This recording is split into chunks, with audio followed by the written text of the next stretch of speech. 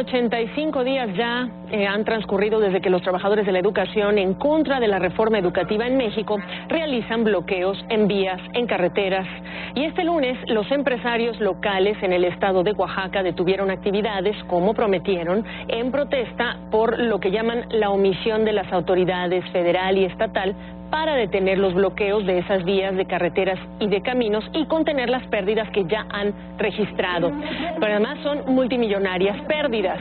¿Qué están pidiendo los empresarios? Bueno, recuperar y aplicar el Estado de Derecho, el respeto al derecho a la libertad de tránsito, a la educación, pensando en los niños, y también a los derechos de los oaxaqueños. Según la prensa local, en Oaxaca participan la Asociación Mexicana de Hoteles y Moteles de Oaxaca, la Coparmex, la Canirac, los comerciantes del centro histórico, entre varios más.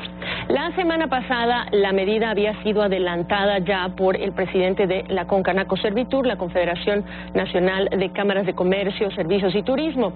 Enrique Solana, su presidente, nos acompaña esta tarde desde la Ciudad de México. Enrique, bienvenido. Y la primera pregunta, ¿qué les ha dicho la autoridad después de la conferencia de prensa y el llamado que hicieron ustedes a que haya una solución cuanto antes?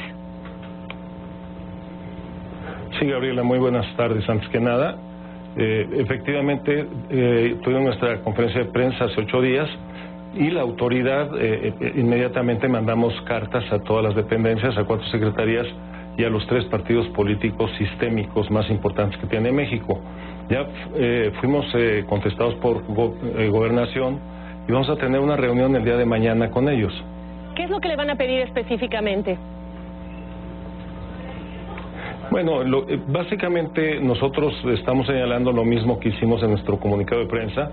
En primer lugar, estamos pidiendo apoyos claros, constantes y rápidos para esta zona que no tenga que ver con los programas normales que se tienen para apoyar a empresas cuando sufren determinadas consecuencias derivadas de huracanes, de temblores, cosas de este tipo, de tipo natural, que por supuesto pues es un apoyo, una ayuda del gobierno. En este caso estamos indicando que es una zona de desastre y que la tienen que recuperar, dado que ellos no provocaron ni tuvieron ninguna responsabilidad, y sí mucha responsabilidad tiene el gobierno por haberse tardado tanto en resolver este problema. ¿Cuánto va a ser posible, Enrique Solana, que ustedes, como lo propusieron, activen a esos partidos también, a representantes de la sociedad civil, pues, y a las autoridades para que, como ustedes mismos dijeron, no sea el factor político lo que esté deteniendo la solución a este problema? Viene el 22 de agosto, millones de niños tienen que regresar a clases y ya hay varios, digamos, grupos dentro de esta coordinadora de trabajadores de la educación que ha dicho no vamos a empezar clases. Sí, bueno, esto es lo que tendríamos que platicar mañana con el secretario de Gobernación, porque desconocemos cómo van los arreglos y las pláticas en la mesa de diálogo que tienen con la CENTE. Las noticias que se dan en la calle por parte de la CENTE no son muy favorables, porque pareciera que están echando para atrás la reforma educativa, que sería una noticia pues muy triste. Yo quisiera escucharlo de propia voz del secretario de Gobernación y no hacerle caso a las noticias que están dadas a conocer por parte de la gente, sus voceros. Me parece que siempre tendrán que manejar sus noticias a su favor para presionar a Gobernación. Entonces mañana que estemos con el secretario de Gobernación, sin duda es una de las preguntas que le vamos a hacer. ¿Qué tanto tiempo falta para llegar a un arreglo en esa mesa de diálogo y qué tanto van a echar para atrás? Me parece que no estaría en sus manos porque es una ley que ya fue aprobada por el Legislativo y que tendría que ser en todo caso revisada y modificada por el propio Legislativo, vuelta a publicar por el Ejecutivo a través del Presidente de la República. Esto no es tan fácil que la resuelvan en una mesa de negociación. En Chiapas, la prensa local está reportando que hay bloqueos en centros comerciales de parte de los trabajadores de la educación. Chiapas, otro de los estados también muy afectados por las medidas. ¿Qué nos puede reportar, Enrique?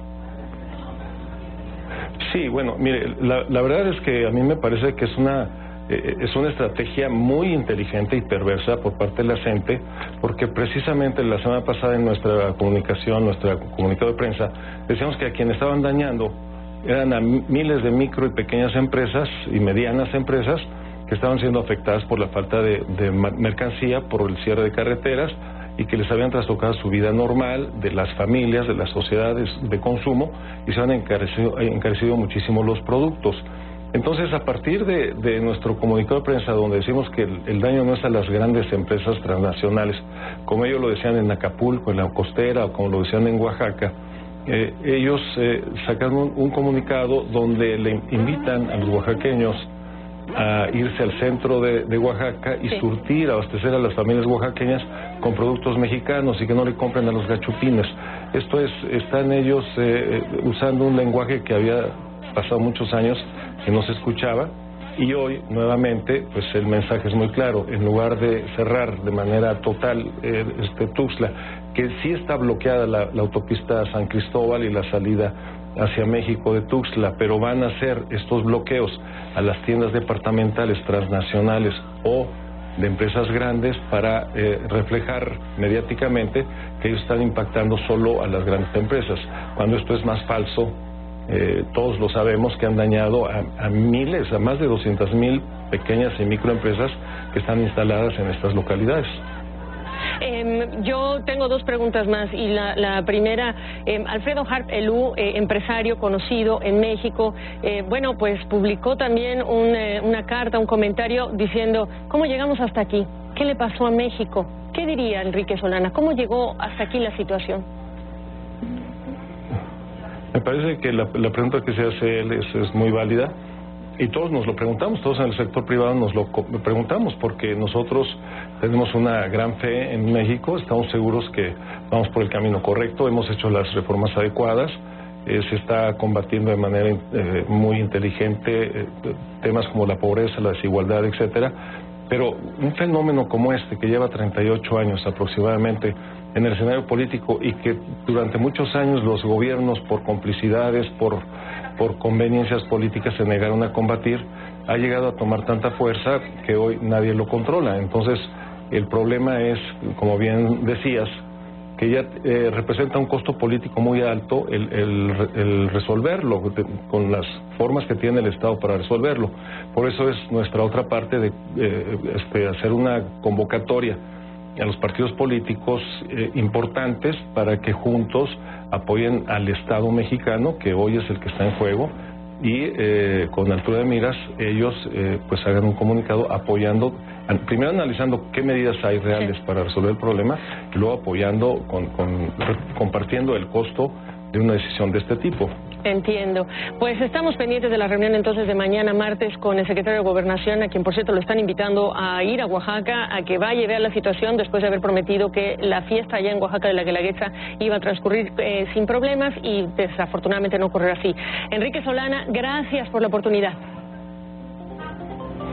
Para servirte, Gabriela, mucho gusto.